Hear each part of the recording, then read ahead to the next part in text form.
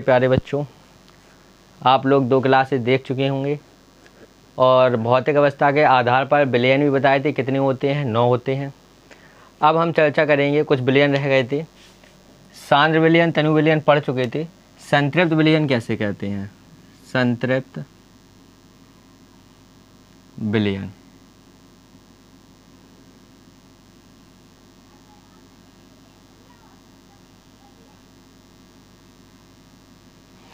तो संतृप्त विलयन हमारा क्या होता है? ऐसा विलयन जिसमें विलय की मात्रा कैसी होनी चाहिए? और अधिक ना घोल सकें। ऐसा विलयन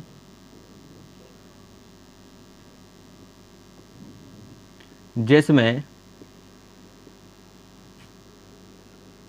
विलय पदार्थ की मात्रा ना घोल सकें। कैसे?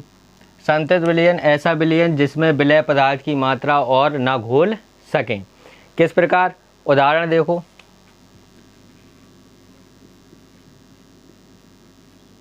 एक गिलास लिया मैंने, इसमें जल भर दिया। क्या भर दिया? जल।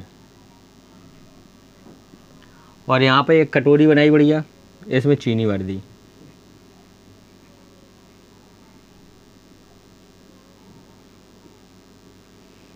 अब इस चीनी को थोड़ी थोड़ी करके इस गिलास में आपको डालना है।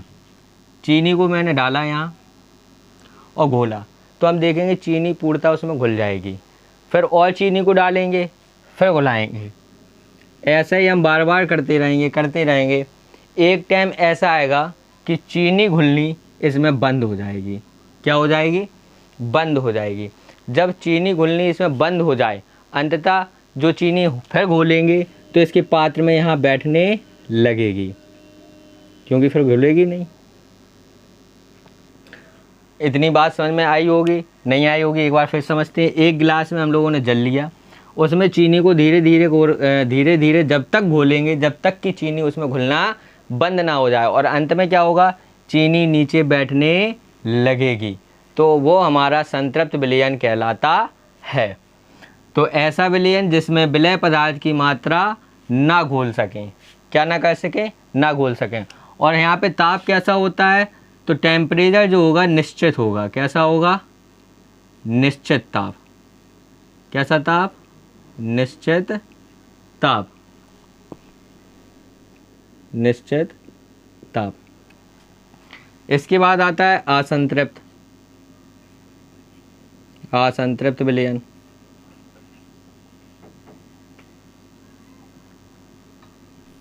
असंतृप्त विलयन किसे कहते हैं? असंतृप्त विलयन में ही क्या होगा? और अधिक मात्रा को ना घोल सकें। यही परिभाषा रहती है। ऐसा विलयन जिसमें विलय पदार्थ की मात्रा और अधिक ना घोल सकें। कैसी ना घोल सकें? और अधिक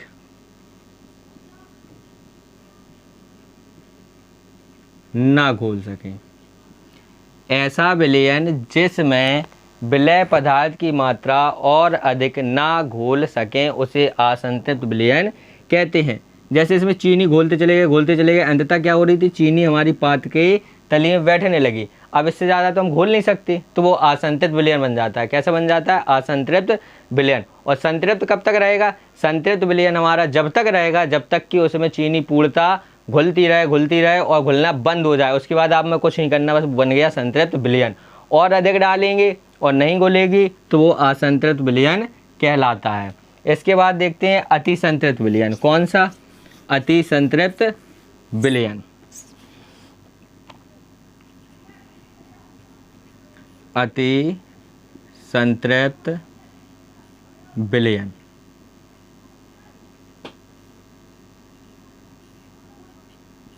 अति संतृप्त विलयन कैसे कहते हैं?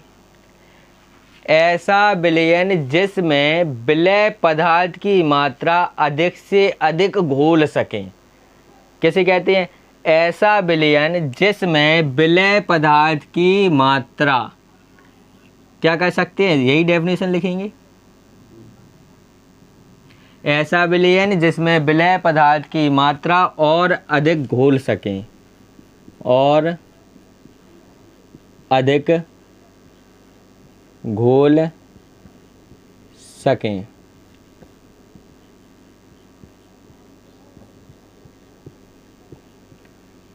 एग्जाम्पल समझते हैं कैसे।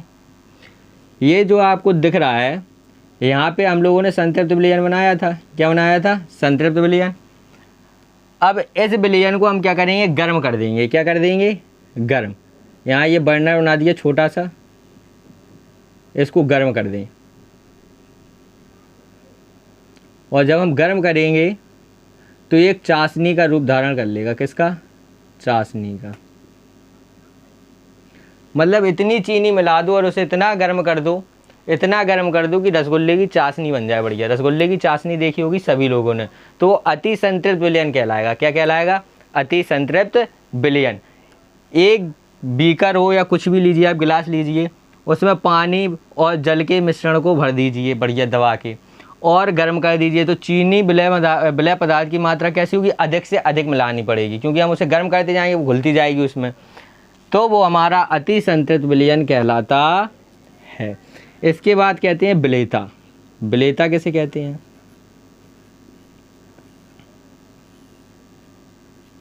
जो हमारी विलेयता होती है, तो विलेयता होती है 100 ग्राम जल। कितना जल, 100 ग्राम जल लिया आपने, 100 ग्राम जल में आवश्यकता अनुसार, किसके अनुसार, आवश्यकता अनुसार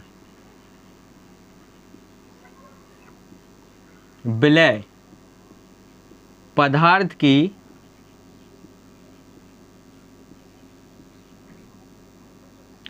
आवश्यकता अनुसार विलय पदार्थ की मात्रा को विलेयता कहते हैं। विलेयता कहते हैं। तो विलेयता क्या होती है, 100 ग्राम जल में आवश्यकता अनुसार जो विलय पदार्थ की मात्रा मिलाएंगे वो हमारी विलेयता कहलाएगी। आपके घर पे मान लो बाबू मैं आया, कौन आया, मैं, और मैंने कहा बेटा मुझे शरबत पीना है, और आप शरबत बना के लेने गए, तो आप उसे संतृप्त विलयन बनाएंगे, अति संतृप्त विलयन बनाएंगे, शांत विलयन बनाएंगे, तनु विलयन बनाएंगे। तो आप उसे विलेयता बनाएंगे। क्या बनाएंगे, विलेयता, क्योंकि वहाँ आपको आवश्यकता अनुसार, किसके अनुसार, आवश्यकता अनुसार विलय पदार्थ की मात्रा मिलानी होगी, जिससे कि मुझे टेस्टी लगे, अच्छा लगे, पीने में मज़ा आना चाहिए, आपको भी आना चाहिए। अब पता चले आप संतृप्त विलयन बना दूँ, ओंठों में चिपक जाए, चीटा और लग जाएंगे। क्या लग जाएंगे, चीटे लग जाएंगे। तो आपको क्या करना है कि आवश्यकता अनुसार जो विलय पदार्थ की मात्रा मिलाई जाती है उसे हम क्या कहते हैं, विलेयता कहते हैं। इसके बाद आपने सारे विलयन पढ़ लिए, भौतिक अवस्था के आधार पर पढ़ लिए, 9 होते हैं। अब हम आपको सिखाएंगे अणुभार कैसे ज्ञात करना है। अणुभार बहुत इंपॉर्टेंट है, और तुल्यांकी भार। तो आज हम इस क्लास में डिस्कस करेंगे अणुभार और तुल्यांकी भार की। तो अणुभार आप लोग अच्छे से जानते होंगे कैसे ज्ञात किया जाता है। इसके लिए आपको जितने भी तत्व हैं उनके परमाणु क्रमांक और परमाणु भार ज्ञात याद होने चाहिए। क्या क्या याद होना चाहिए, परमाणु क्रमांक और परमाणु भार। ये दोनों चीज़ें बहुत ज़रूरी हैं जो आपको याद होनी चाहिए, तब हम अणुभार निकाल पाएंगे। क्या निकाल पाएंगे, अणुभार। इसको हम m से प्रदर्शित करते हैं।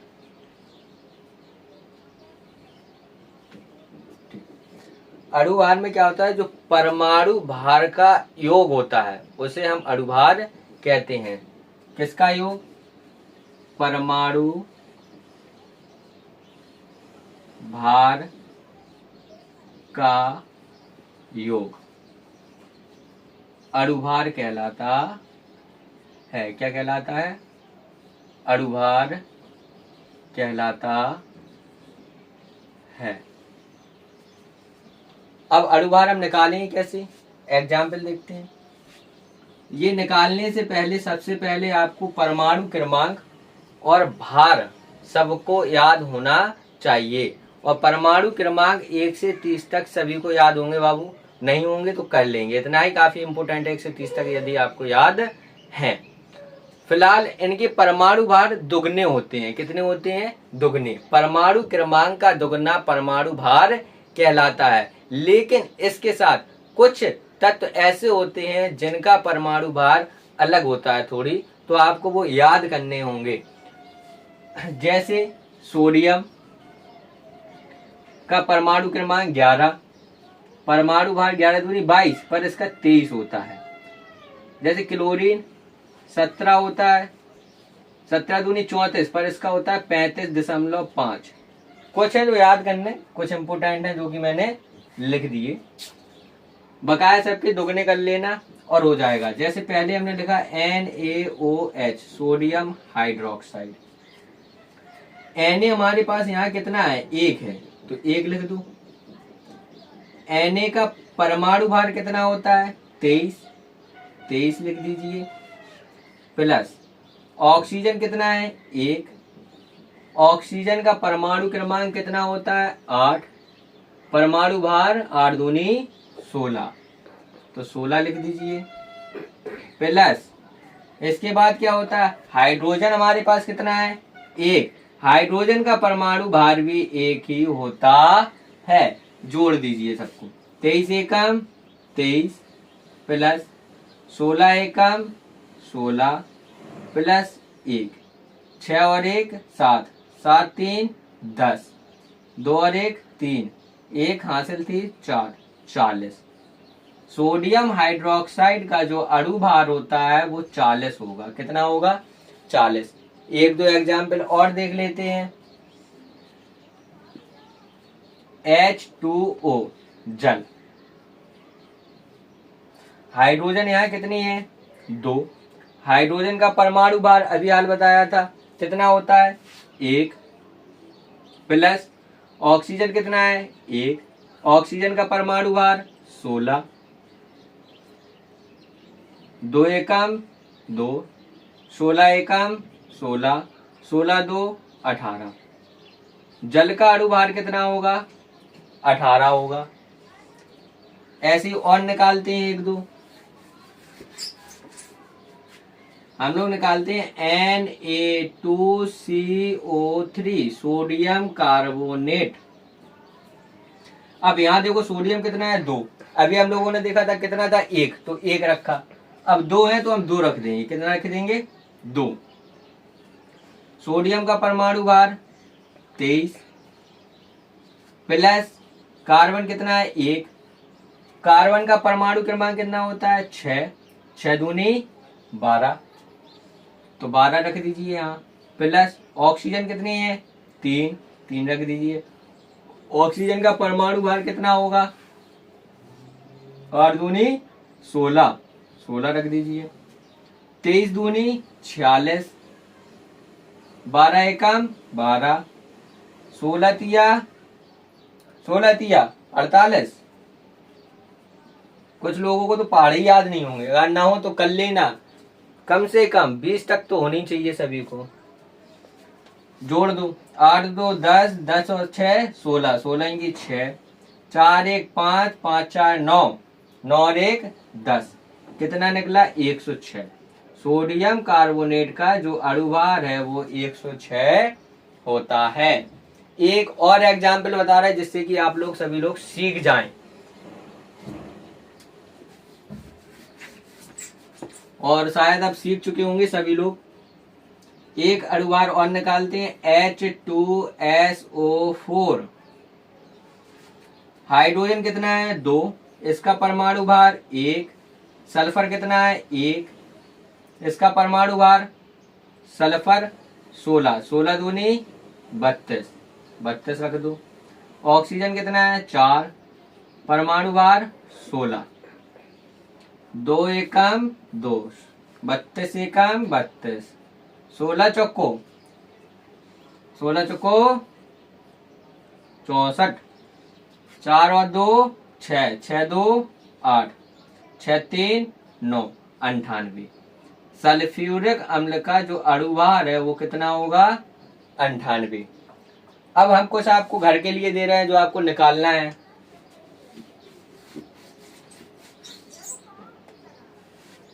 यूरिया, यूरिया को सभी लोग जानते हैं क्या होता है, CONH2 का होल ट्वाइस। दूसरा ग्लूकोज C6H12O6, ये क्या है बाबू, यूरिया खाद। ये क्या है, ग्लूकोज।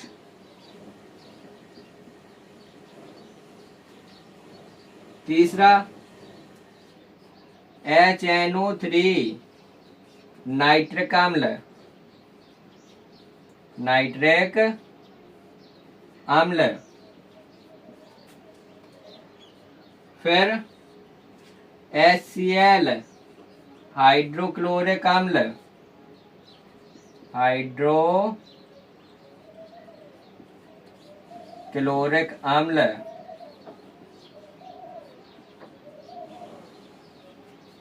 एक और NaNO3 sodium nitrate, sodium nitrate. ये 5 हैं जो आपको घर से सॉल्व करने हैं। और आप लोग बाबू एक चीज का ध्यान नहीं दे रहे हो, जब आपको पढ़ाया जा रहा है तो सब्सक्राइब भी कर दें और अपने दोस्तों को भी शेयर करें, जिससे कि वो भी पढ़ सकें। आपको पूरा धीरे धीरे पढ़ाया जा रहा है। आपने तीनों क्लासें देखी होंगी, उनमें सब कुछ आपको समझ में आ रहा होगा। और आ रहा है तो अपने दोस्तों को भी बताएं, आप भी पढ़ें और बढ़िया कॉपी और पेन लेके बैठा करें, तुरंत लिखते जाया करें जो भी हम बोले आपको, जिससे कि आपको दिक्कत ना हो, बाद में भूल जाए तो कॉपी उठाइए और तुरंत एक बार रिवाइज मारिए, आपको अच्छे से याद हो जाए। और शेयर करना और सब्सक्राइब करना बिल्कुल भी ना भूलें। एक बार हम शुरू से फिर से बता दें क्या क्या पढ़ा था हम लोगों ने। संतृप्त विलयन, ऐसा विलयन जिसमें विलय पदार्थ की निश्चित ताप पर जो मात्रा होगी वो और ना घोल सके, क्या ना कर सके, अधिक से अधिक ना घोल सके, तो वो क्या कहलाता है, हमारा संतृप्त विलयन। जैसे आपने समझा सा, चीनी में जल मिलाएंगे और इतना घोलेंगे चीनी घुलनी बंद हो जाए, अंत में नीचे एक पात्र में बैठने लगती है, तो उसे क्या कहते हैं, संतृप्त विलयन। असंतृप्त क्या होता है, ना घोल सके, मतलब कि और अधिक मात्रा ना घोल सके। अब उसमें पहले ही से आप घोल चुके हो बहुत ज्यादा, अब घोलोगे तो जाएगी कहाँ, वो तो तली में बैठेगी, तो वो असंतृप्त विलयन हो गया। अति संतृप्त क्या होता है, जैसे ही आप घोलेंगे संतृप्त विलयन बनाएंगे और उसे फिर गर्म कर दें, क्या कर दें, गर्म कर दें, जैसे चाशनी बन जाए, तो वो हमारी संतृप्त विलयन कहलाए, अति संतृप्त विलयन कहलाएगा। क्या कहलाएगा, अति संतृप्त विलयन। अब विलेयता, विलेयता क्या होती है, 100 ग्राम जल को आवश्यकता अनुसार जो विलय पदार्थ की मात्रा मिलाई जाती है वो विलेयता कहलाती है। अणुभार निकालना भी सीख चुके हैं। अब तुल्यांकी भार कैसे निकालते हैं ये डिस्कस करेंगे हम लोग अगली क्लास में।